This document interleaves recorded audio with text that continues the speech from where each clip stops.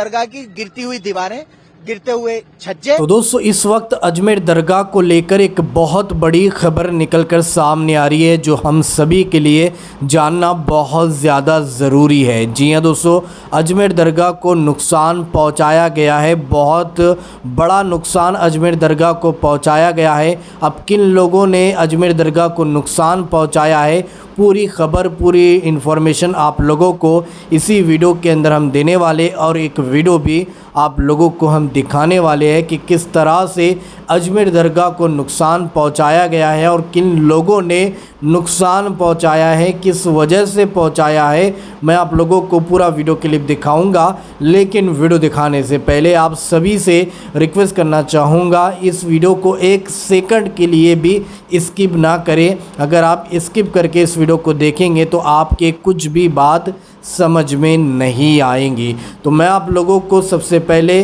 अजमेर दरगाह को लेकर जो बड़ी खबर निकलकर सामने आ रही है वो ये है कि अजमेर दरगाह को कुछ शरपसंदों ने नुकसान पहुंचाया है। अब क्यों पहुंचाया है, किस वजह से पहुंचाया है, आइए सबसे पहले हम और आप ये वीडियो क्लिप देखते हैं। राज्यपाल साहब से बात हुई और हमारा जो सबसे बड़ी हमें हैरानी की बात है वो ये है कि पिछले 20 दिन से अजमेर दरगाह शरीफ की हालात वीडियोस के जरिए न्यूज में सर्कुलेट हो रहे हैं, प्रिंट मीडिया में सर्कुलेट हो रहे हैं कि वहां पर ये कंडीशन है कि कभी भी जब छज्जा गिरा था, जब ये चीजें चालू हुई थी कि किसी आने वाले जायरीन को, किसी आम इंसान की जान जा सकती है। लेकिन उसके बावजूद भी आज 20 दिन गुजर गए। सेंट्रल गवर्नमेंट की ये रिस्पॉन्सिबिलिटी है, लेकिन सेंट्रल गवर्नमेंट के जो लोग वहां बैठे हैं, नाजिम हैं, बिलाल साहब, उनके डिप्टी हैं कोई आदिल साहब, उन लोगों को यहाँ के जिम्मेदारी लेना चाहिए थी, रिस्पॉन्सिबिलिटी लेना चाहिए थी कि ऐसा हादसा नहीं हो। आप सोचिए कि एक आईजी रैंक का आदमी रिटायर्ड होने के बाद एक बस कंडक्टर की तरह बिहेव कर रहा है। उन्होंने ये नोटिस लगा दिया कि दरगाह शरीफ की कहीं पर भी छत गिर सकती है, कहीं भी दीवार गिर सकती है। इस बात का ख्याल आने वाले जायरीन खुद रखें। अगर कोई उनकी रिस्पॉन्सिबिलिटी में जो चीजें आती हैं उसी लापरवाही की वजह से मरता है तो मरने वाला जिम्मेदार होगा। आप सोचिए, सेंट्रल गवर्नमेंट का अपॉइंटेड एक अधिकारी वो ये नोटिस लगा रहा है हिंदी में लिख के कि अगर आप मेरी लापरवाही की वजह से मर गए तो जिम्मेदार आप होंगे। और उन्हें ये पता नहीं है, शायद वो अपनी पोस्ट पे ना डिप्टी नाजिम जो है वो काम सही से कर रहे हैं, ना नाजिम साहब कर रहे हैं। उन्हें यही पता नहीं है कि अजमेर दरगाह शरीफ में 15 से 20 हजार लोग रोजाना आते हैं पूरे इंडिया से। तो केरला से आने वाला आपका एक छोटा सा नोटिस देख के अपनी जान की हिफाजत खुद करे। तो मेरा ये मानना है कि ये जो अपॉइंटेड लोग हैं ये सिर्फ मलाई चाटने के लिए हैं। इनको सिर्फ इसलिए दरगाह की पोस्टें चाहिए ताकि ये रिटायरमेंट के बाद राजशाही के मजे ले सकें। ये सेंट्रल गवर्नमेंट जिसकी जिम्मेदारी है दरगाह शरीफ, ख्वाजा गरीब नवाज एक्ट 1955 के तहत दरगाह शरीफ का मेंटेनेंस सेंट्रल गवर्नमेंट की जिम्मेदारी है, जिसके लिए नाजिम साहब अपॉइंटेड हैं और वो मलाई चाट रहे हैं। तो नाजिम साहब को मैं पर्सनली कांटेक्ट करने के पिछले 7 दिन में 15 बार कोशिश कर चुका हूं, लेकिन वो फोन अटेंड नहीं करते। शायद आप लोग भी अभी कॉल करेंगे तो वो फोन नहीं लेंगे। ना डिप्टी नाजिम फोन लेते हैं, ना वो फोन लेते हैं। वो अपने मजे में व्यस्त हैं और यहाँ पर दरगाह की गिरती हुई दीवारें, गिरते हुए छज्जे आने वाले के जान के लिए खतरा है। आप हैरान होंगे। आप अपनी टीम को देख के भेजिए वहां पे। मेन जो गुंबद है ख्वाजा गरीब नवाज की मजार शरीफ का, जो मेन गुंबद है उसके अंदर से पानी टपक रहा है। और ऐसी बात नहीं है कि फंड्स नहीं है, वहां के जो खादिम हजरात हैं वो उनको ये एप्लीकेशन दे चुके हैं कि सब कुछ हम करा देंगे। बिल्कुल, अजमेर के लिहाज से वन विभाग की ये सबसे बड़ी कार्रवाई है अब तक की, जहां पर करीब बताया जा रहा है कि 5 किलोमीटर का रास्ता है जो तारागढ़ की पहाड़ियों की ओर चलता है, और तारागढ़ की पहाड़ियों पर जो अवैध रूप से निर्माण यहां पर किए गए हैं वहां पर ये जो है कार्रवाई यहां पर की जा रही है। करीब 900 से अधिक जो पुलिसकर्मी हैं वो यहां पर तैनात किए गए हैं। 6 सेक्टर में ये जो है पूरे स्पाट को काटा गया है, क्योंकि लंबे समय से जो है अतिक्रमण यहाँ पर हो रहा था।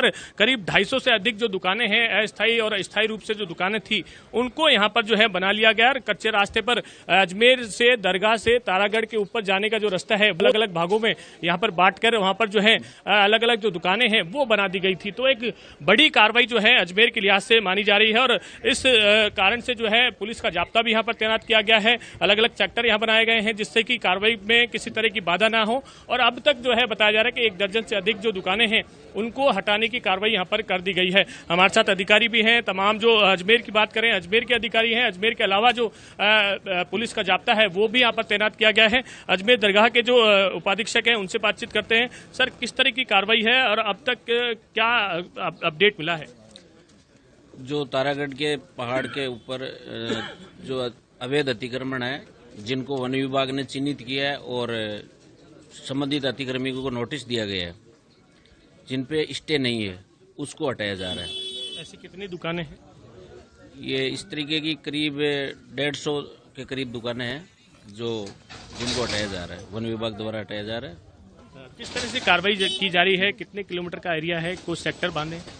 ये दोनों तरफ करीब 5 किलोमीटर का इलाका है जिसके अंदर अलग 6 सेक्टर में विभाजित किया गया। वन विभाग की टीम में अतिक्रमण हटा रही है और शांति है। अब कब तक कार्रवाई कब तक माना जा रहा है? जब तक ये पूरा अतिक्रमण नहीं हट जाए तब तक ये कार्रवाई जारी रहेगी। तब तक जब तक ये अतिक्रमण नहीं हट जाता है तब तक ये कार्रवाई यहाँ पर जारी रहेगी। आपको यहाँ की तस्वीरें में दिखाऊंगा। ये पूरा एरिया है जो अंदरकोट इलाके के आगे का इलाका है। अंबा बावड़ी आगे है और अंबा तालाब जो है उसको कहा जाता है। पूरा तालाब जो है वो अतिक्रमण यहाँ पर पूरा कर लिया गया है। और ये तो अलग बात है। इसके अलावा जो पहाड़ी है, पहाड़ी क्षेत्र, हालांकि यहाँ पर क्योंकि पेड़ पौधे बहुत ज्यादा हो रहे हैं, ऐसे में इस रास्ते से जो ये रास्ता जा रहा है अंबा बावड़ी की तरफ जा रहा है, तारागढ़ की ओर जा रहा है। तारागढ़ की जो करीब 5 किलोमीटर का ये जो दोनों रास्ते हैं उस पर करीब 250 से अधिक दुकानें हैं। उसमें से कुछ का जो है स्टे है, बाकी को लेकर जो है तमाम जो अधिकारी आए हैं, नगर निगम के अधिकारी, जो पुलिस प्रशासनिक अधिकारी हैं और जो वन विभाग के जो अधिकारी लेकर आए हैं, वो जो मजदूर हैं उनकी तरफ से ये कार्रवाई की जा रही है। क्योंकि यहाँ पर जेसीबी और बड़े संसाधन जो है वो नहीं लगाए जा सकते क्योंकि कच्चा रास्ता है। ऐसे में तमाम दुकानों पक्के निर्माण कर दिए गए हैं उनको भी हटाने की कार्रवाई की जा रही है। साथ साथ जो कच्चे निर्माण हैं उनको हटाने की कार्रवाई भी यहाँ पर की जा रही है। नगर निगम वन विभाग की जो टीमें हैं वो अलग अलग स्थानों पर यहाँ पर कार्रवाई करी जा रही है। 200 से अधिक जो वन विभाग के कार्मिक हैं वो अलग अलग 6 सेक्टर में, क्योंकि इसको बांधा गया है, 11 मजिस्ट्रेट यहाँ पर लगाए गए हैं। एडीएम सिटी खुद अभी ऊपर गए हैं और देखने की व्यवस्था कि किस तरह से ये जो निर्माण कार्य है वो हुए हैं और सही काम चल रहा है या नहीं चल रहा है, किसी तरह की जो समस्याएं हैं वो तो नहीं आ रही। इन तमाम जो व्यवस्थाओं को देखने के साथ साथ तमाम जो अतिक्रमण हैं उनको तय समय पर हटाया जा सके। दोस्तों, आप लोगों ने अजमेर दरगाह को लेकर जो बड़ी खबर निकलकर सामने आ रही है, जो अफसोसनाक खबर निकलकर सामने आ रही है कि किस तरह से कुछ शरपसंदियों ने अजमेर दरगाह को नुकसान पहुंचाया है, बहुत बड़ा नुकसान पहुंचाया है। लेकिन इस खबर को सुनने के बाद आप भी जो है नर्वस फील करेंगे कि आखिर ऐसा हुआ क्यों है, किस वजह से हुआ है।